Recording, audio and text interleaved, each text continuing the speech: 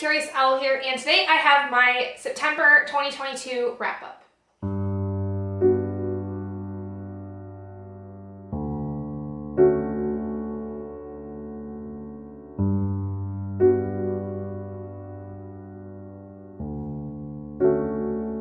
So I apologize that this week's videos are being filmed in the office. I basically have the house to myself. My husband's out for the day, so I have to film down here to be able to keep an eye on Oscar because I can't have him upstairs. He gets into way too much trouble being upstairs. It is okay. It is what it is. So today, like I said, we're going over my September wrap-up, which was pretty successful in my opinion. I had a lot of really good reads this month, and I managed to complete my entire Bookathon TBR and actually add on an extra book that I was already currently reading. And then I also participated in Mini Greek Godathon, and I did complete the 3 main prompts I needed to. I didn't have time to do the 2 bonus ones, but I did still complete the main objective for the readathon, which was to complete the 3 main prompts. So all in all, a pretty successful month. And please excuse if Oscar's going to be out here playing. He is very rambunctious today, and he may make a lot of noise, so I apologize. But let's get into the stats for the month. So this month, I ended up reading a total of 4,817 pages and 0 minutes worth of audiobooks. I had 5 books that I read that were physical, 6 that were ebook, and no audiobooks. I read a total of 11 books over the course of this month, so 10 of those were from my personal library, and 1 book was borrowed from my local library, and it was actually the book I ended August with and went into September with, technically. Of all of those books, 4 of them were 5 stars, 5 were 4 stars. I did have 1 3-star and 1 2-star, but for the most part, the books I read were pretty good this month. And now Oscar's decided he's going to lay at my feet, so we're going to deal with that. One I want to talk about first that I did carry over from August was Ophelia, After All by Raquel Marie. This was one of my most anticipated 2022 releases, and I was basically just wrapping it up in the end of August going into September. I took all of the pages that were in this book and added them to September's total page count, so that way it made more sense to include it in September's wrap up. But I did give this a 5 out of 5 stars. I absolutely loved this. Dealing with a young girl named Ophelia who essentially is starting to question her sexual identity. It is an entire book that is dedicated to the exploration and questioning of identity. And I think I had the same kind of feelings about this one like I did when I first read More Happy Than Not by Adam Silvera, where I felt really validated and really seen, because my personal experience with coming out as pansexual was a lot of questioning for many years. It was a lot of questioning about whether or not I was straight to begin with, and then whether or not I was just bisexual as opposed to pansexual, and I really got more information about that when I got into my college life. And then at the age of 20, I did come out as pansexual, and so I, for the last now 5 years of my life, have identified as pansexual, and this book, along with More Happy Than Not, really helped me to understand that what I went through when questioning myself and kind of looking at myself as being queer of some kind for a long time was totally fine and was valid, because no one person's experience of finding out their sexual or even gender identity is the same as another. It's something that is, for one, very fluid, where it can change over time,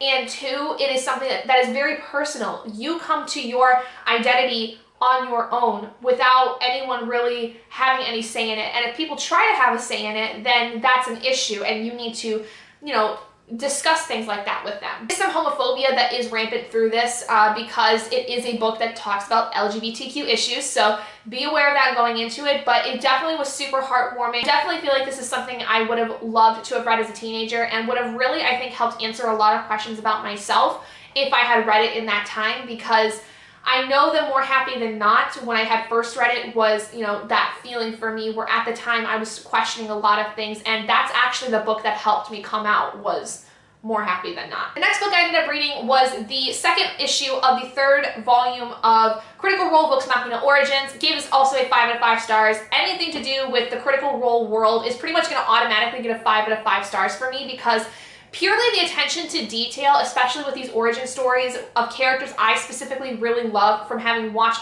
Vox Machina for a very long time now, it's just something that always makes me feel warm and fuzzy, and I think that especially with having Matthew Mercer, the creator of the Critical Role world, involved in almost every step of every single piece of media that there is involving Critical Role outside of the campaigns, is absolutely wonderful and exactly what I would have wanted. And so that way I feel that this stays true to the characters. This issue was definitely a filler issue though. It definitely was something where you were coming in the first issue of this rendition where essentially you were seeing the group go into this tournament of sorts where they were going through like a battle royale, and this issue in particular is them going through like I think 3 or 4 rounds of battle, and obviously it would have been much more entertaining to watch the campaign part of that if we had been able to see it in the original Vox Machina campaign, but we did not. But this was definitely very fun to read, and it stayed very true again to what I believe of the characters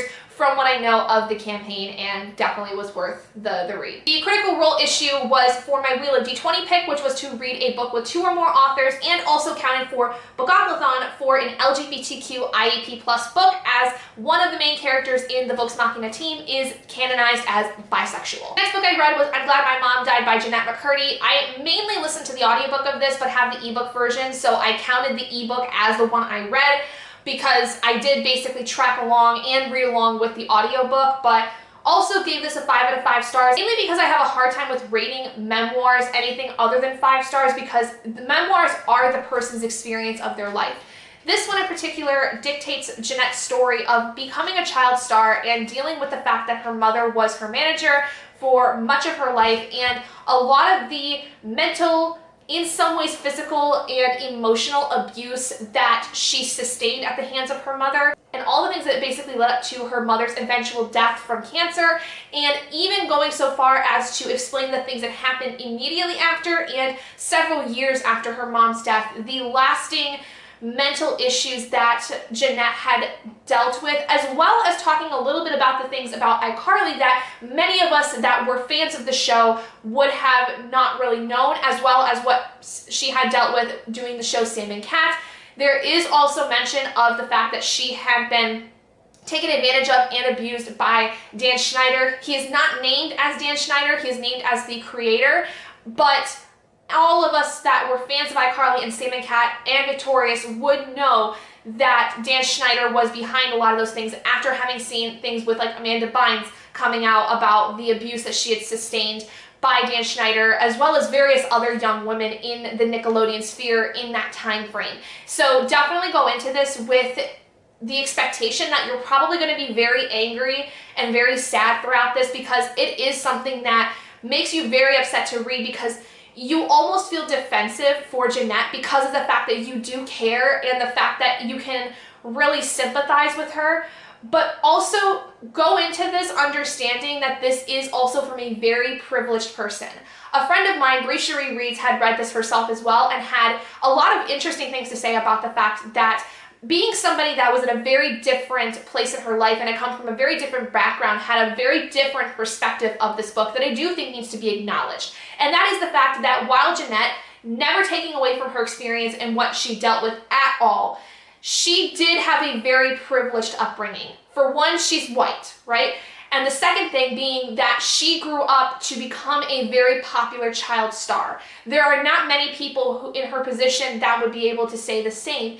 And I think it is important that we do recognize the fact that Jeanette has some privilege in terms of, one, even getting a lot of the roles that she did over the course of time, and two, becoming as popular as she did because of how she is presented in this world as a white, blonde, blue-eyed, person.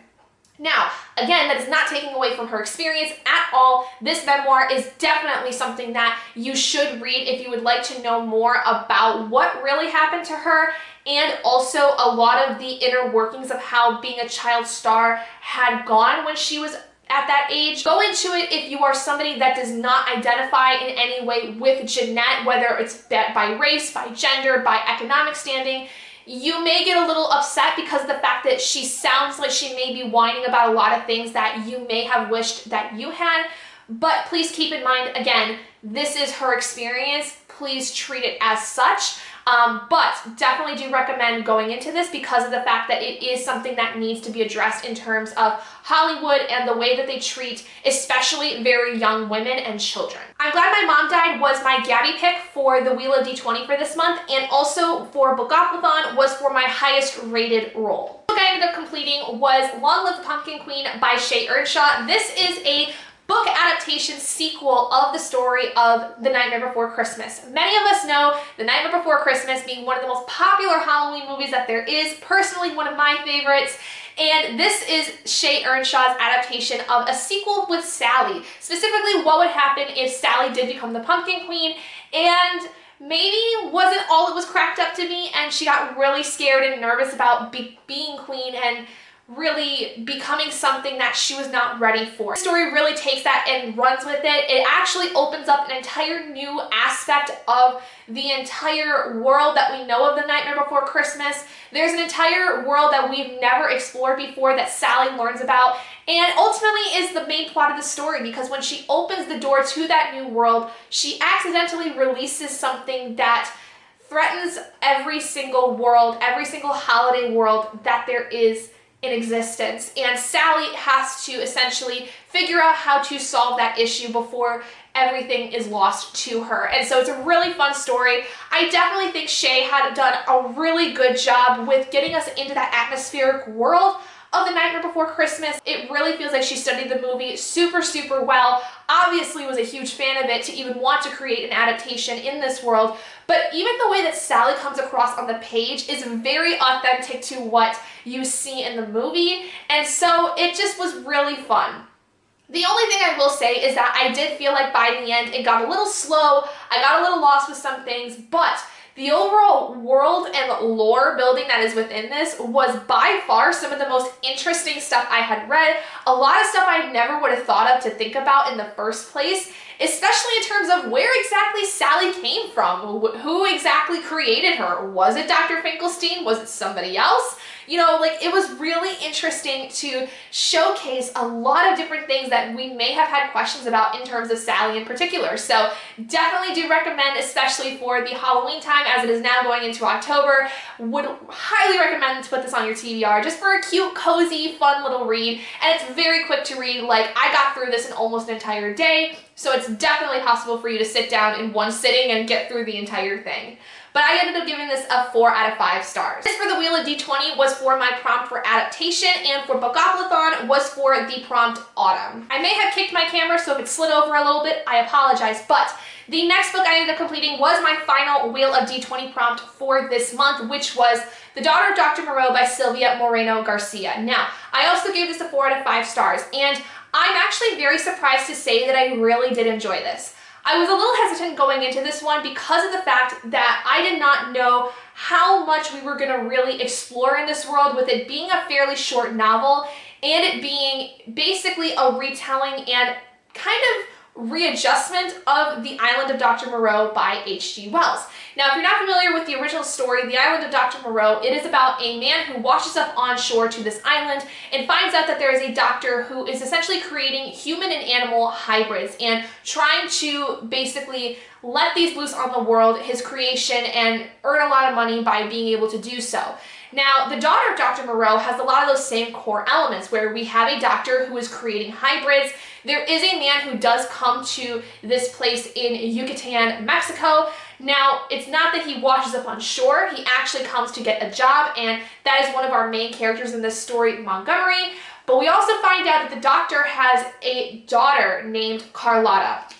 Carlotta is in the beginning of the story, 14-year-old girl, and we see some of the inner workings of the complex that she lives in when Montgomery comes to apply for the job and gets the job. And then we fast forward about 6 years later when Carlotta is 20, and there is a young man who is the son of the benefactor that pays for the research that Dr. Moreau is doing, and the son becomes very infatuated with Carlotta and would like to marry her. And Carlotta has a lot of kind of back and forth in this because she's very loyal to her father, and her father is getting much older, and she's worried about the fact that, you know, if she leaves him, he will die, and then who is going to take care of all of the hybrids that she has become very close with, 2 of which are some of her best friends. And on top of that, the idea of wanting to fall in love and be able to have a relationship with somebody that is not a hybrid. And then in Montgomery's perspective, we learn a lot about his past and how he's a very kind of dark and brooding character, and how he and Carlotta have this almost sibling rivalry relationship that then becomes kind of not quite romantic, but definitely romanticized in some capacity.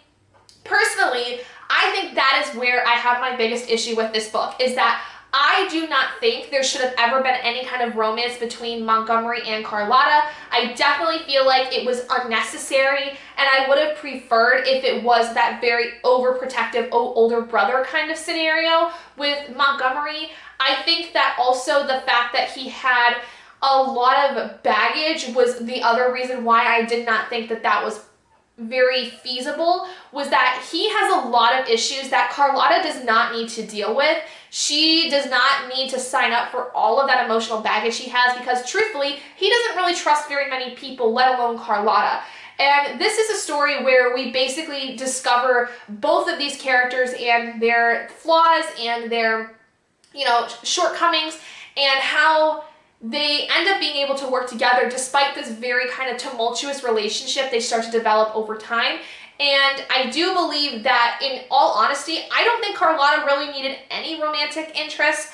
I think that it would have been totally fine if she didn't, that maybe if she was courted or something and she kind of outright denied somebody, and then our main point of contention would have come within that. But personally, I think it was still really fine. The writing was a little bit hard to get into at first, but the further I got in, the easier it became once I kind of got used to it. But overall, I thought this was a really interesting story. I just do not really feel like the romance was at all necessary in this book. I think it would have been fine perfectly without it. And I felt that it was the least interesting part of the entire story, if that makes sense. But I did give this a 4 out of 5 stars. I did enjoy it, and will actually be looking more into Silvia Moreno Garcia's work, because this is her newest release, and I am curious to see what her other work has, because I do have several other books by her that I've been meaning to get to for a while, and I think I will probably enjoy them quite a bit. For the Wheel of D20, this was for the prompt of a recently purchased book, and for Bookoplathon, this was for a book in third person, as both of the perspectives in this are told in a third person format. The next book I ended up reading was a very long-awaited read for this year, and that is A Court of Silver Flames by Sarah J. Maas. This is the newest book in the Court of Thorns and Roses world. Specifically, though, this is dealing with Nesta's point of view, who is the elder sister to Feyre, and we also have Cassian's perspective, who is kind of the older brother, or at the very least, like, super close best friend of Rhysand. And this is basically learning a lot about Nesta and the things that she has gone through since A Court of Wings and Ruin, and how she has been very mentally damaged from a lot of that. She has experienced a lot of trauma, not just from what happens to her in the Court of Thorns and Roses series, but even stuff that we learn about when she was growing up with her mother and her grandmother. And this woman has a lot of baggage, I will say. She has really a lot of issues because of the amount of guilt that she feels for a lot of the things either she did not do or the things she did do. And I would say that for the most part, people make this story out to be where you're going to see her be fully redeemed. In all honesty, I do think that she gets some redemption over the course of the story, but ultimately there are so many things that I think are unnecessary in terms of how stubborn she was.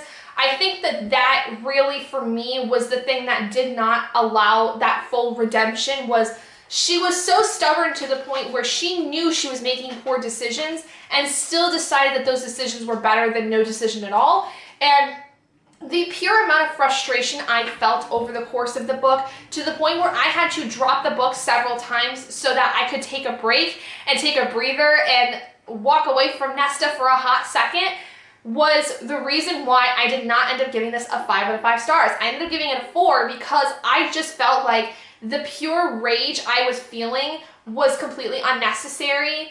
But the fact that Sarah had decided to make Nesta that stubborn was kind of a poor choice in my opinion.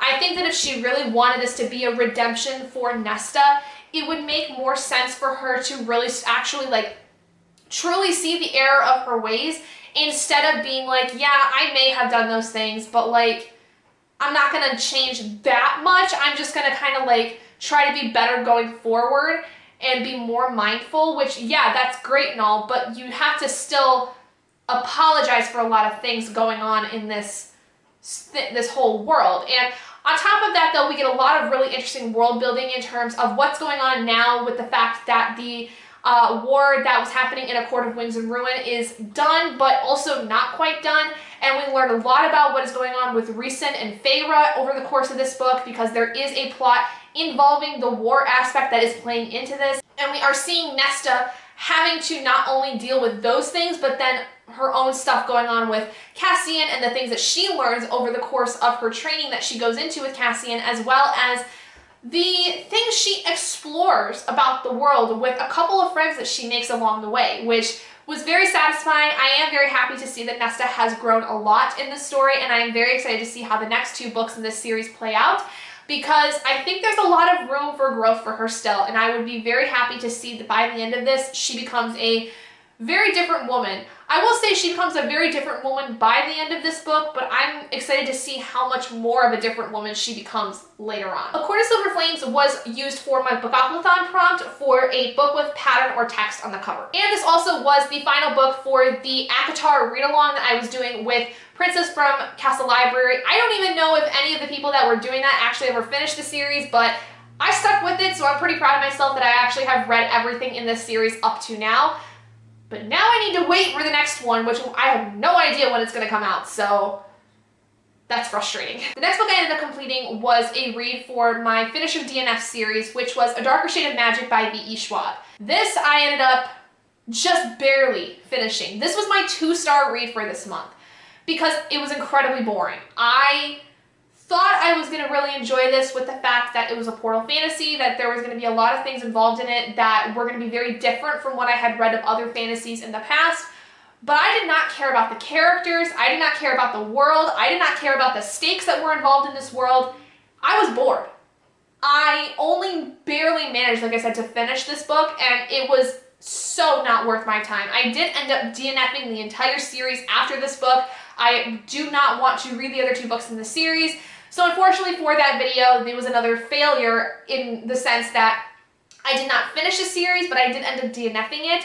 But at the very least, I can say that I did finish the first book in that series, which is progress if nothing else. But yeah, I really didn't like this one, and I have since unhauled it. The next book, though, was a quick turnaround, and that was one of my most anticipated reads for the entire year, which was Babble by R.F. Kuang. Oh my God, I love this book so much. This book hit every single box I had been coming up in my head for when it came to this book. I have been waiting for this since Rebecca had talked about it when she was working on The Dragon Republic. I have been so ecstatic for this, and I was not let down in the slightest. I loved this so much. But y'all, I cannot even begin to tell you the most amazing things about this book, because there's so much to talk about, but I can't talk about it because it's going to spoil a lot. So I guess what I can say is that obviously this was a 5 out of 5 stars, like not a surprise to me at all, but this talks so much about racism, colonization of language, and I do know for a fact that there are going to be people who are going to read this and be really bored with it, because there is a heavy aspect of this on translation rhetoric, because it is the integral part of this world. It is the integral part of how everything works in this world.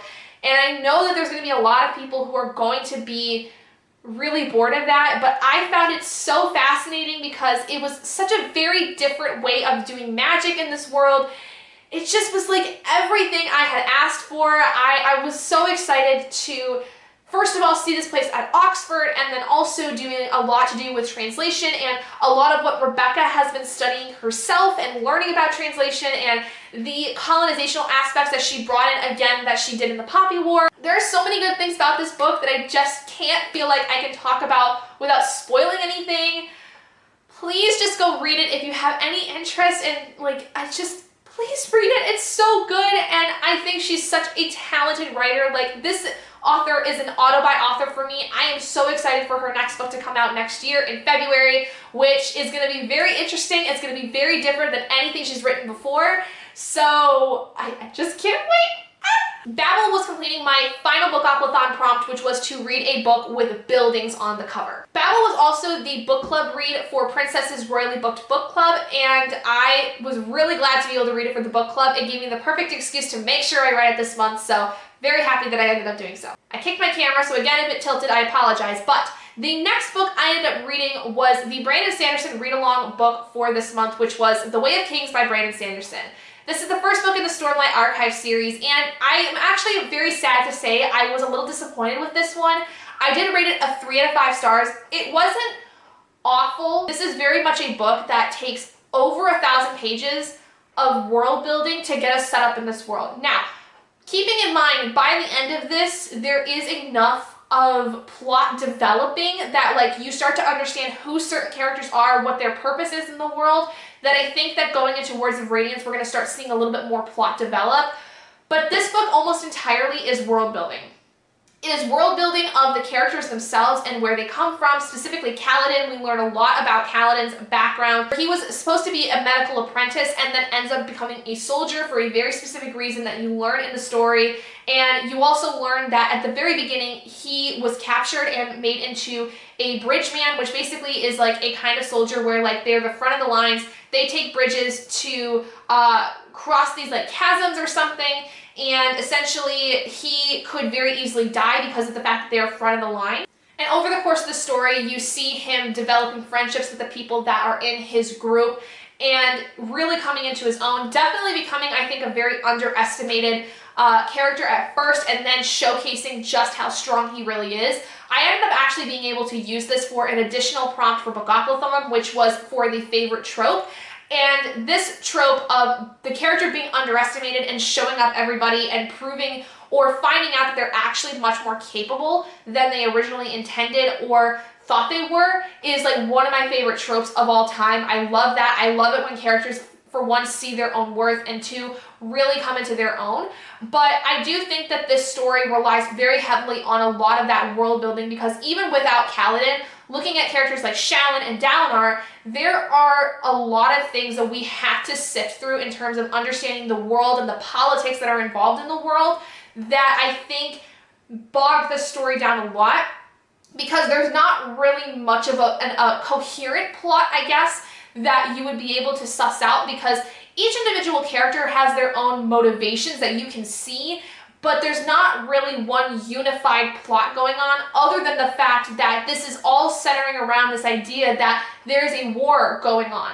You learn at the very beginning of the story that the king of Alethi was murdered by a mercenary named Seth, and essentially this group called the Pardeshi are blamed because the Alethi believe that the Pardeshi have been wanting to go to war, and so they assassinated the king to start this war, and that's kind of the underbelly of everything that's going on in this world is this war that is going on between the Alethi and the Pardeshi. So that by itself, though, is like the most plot-heavy thing you can find. Like I said, most of the characters have their own kind of motivations, and those motivations turn into their own kinds of plots along the way, but it is definitely more character exploration than anything else. And I hope that Words of Radiance ends up becoming a little bit more plot heavy because I got very bored throughout most of this. But again, by the end of it, I did get very interested in a lot of the characters and what they're looking toward when it comes to the next book because there's a lot of cool things I think that could be brought up within Words of Radiance. Next book I read was Brandy's book club pick for this month, which was The Sort of Kaiget by Emma Long. Now, I was very surprised by how much I enjoyed this one. I was hoping to go into this looking at least a 3-star. This ended up getting actually a 4-star, and this is a story where it is a standalone as far as I'm aware, and it's kind of like a snapshot in the entire scope of this world. It's a story where we, for one, have the perspective of this woman named Mizaki. She is a mother of 4 children, and we also see the perspective of her eldest son, who is 14, named Mamoru, and we also see other perspectives over the course of the story, but we learn that Mizaki is a very headstrong woman in a world that is very Japan-inspired, that is futuristic, that essentially doesn't allow women to be that way, You learn Misaki was originally a kind of fighter of some kind. She had grown up where she learned how to fight. She learned how to fight in battles and in war. And after she gets married and starts having children, a lot of that is pushed aside. And then this kingdom is ravaged by these people called the Ranganese that basically threaten the lives of every single person in this world. And on top of that, there's a tornado that happens that decimates like an entire part of the village. And like there's a lot of stuff that goes on. But the main part of the story is following Misaki as a mother and exploring a lot of things about motherhood and patriarchal society involved in that, and how this society, especially like I said, being patriarchal, like how they do not allow women to do certain things other than become the mothers and have children and take care of the house and all these things, and how Misaki really challenges a lot of that, and she tries to challenge it in ways that are gonna not affect her that badly, but end up being what she actually needs. And it's also a large story about grief and also about mental health and breaking of generational curses, I think, in a lot of ways, and generational trauma, because especially toward the end of this, you learn that every single person in this world is burdened by some kind of generational problem, whether it's abuse or addiction or anything like that. And you learn very quickly that Misaki is not the only one who struggles a lot in this book. She is just one of many people in this world that struggle. And we also learn through her son Mamoru's perspective that this world is not as nice as it seems to be. This world very much has that kind of like, we're better than everyone else kind of world, and you learn very quickly that a lot of it is propaganda, and it makes Mamoru question very much everything he's been told his entire life about the world he's lived in, and the fact that they're so isolated. Why are they so isolated from the rest of the world kind of thing? So you learn a little bit about this world and how there's some issues surrounding around the way that this world was built up, and it does play into a lot of what happens in the actual war that happens in the story. And I'm gonna say this is not a story for the faint of heart. This is definitely a story that is hard-hitting. There's a lot of death involved, obviously, with the fact that there's a war that goes on. But at the end of it all, there is, I will say, a glimmer of hope, because especially when it comes to Misaki, you learn that the hardest things in our lives sometimes are the catalysts for the greatest amount of change, and that is in multiple respects. So I do recommend reading this, especially if you're a high fantasy person. This also has some elements of sci-fi in it because there is advancements in technology, and this is placed in the future. Definitely recommend checking it out if you're interested. It was very surprising how much I enjoyed this, because I had really no idea going into this what this was about. And I think that, honestly, this is, again, like with Babble, a story where you kind of have to read it for yourself, because I feel like me saying anything more than what I have so far is going to spoil a lot. So definitely go into this with a very open mind and kind of just see what happens for you when you read it, because it was very interesting for me. Kaiget ended up actually completing 2 prompts for Mini Greek Godathon, which were the prompts of The Beauty of the Box, which was to read a beautiful cover or a title, and Turn the Key, which was to read a book in a new world or was maybe a portal fantasy. The final book I ended up reading that completed my final prompt for Mini Greek Godathon was Descender Volume 4 by Jeff Lemire and Dustin Nguyen. This is, like I said, the 4th installment in the Descender series, and I gave this a 4 to 5 stars. Really enjoyed it. The plot has definitely been picking up in this, and this is basically a sci-fi story where we learn about the fact that there was this revolution where these AI had killed a bunch of humans and alien life forms, and then went underground, and there was an android named Tim-21 who essentially was put to sleep for about 10 years, wakes up those 10 years later and doesn't know what's going on, where everybody is. And essentially we find out that there are multiple people who are after him because they think he may have something to do with the world where it is now, and that he may have information that could help or hinder certain groups depending on who gets a hold of him. So this one furthers the plot, where in the 3rd volume there is a big problem that happens to Tim-21 where he gets attacked by another android, and things kind of go from there. And we also learn a little bit more about some certain characters that we've been seeing over the course of time. And I have really enjoyed this. I didn't like this as much as Volume 3 because Volume 3 was very much a volume that was a lot of backstory, and we also kind of saw things progress in this actual plot as it went.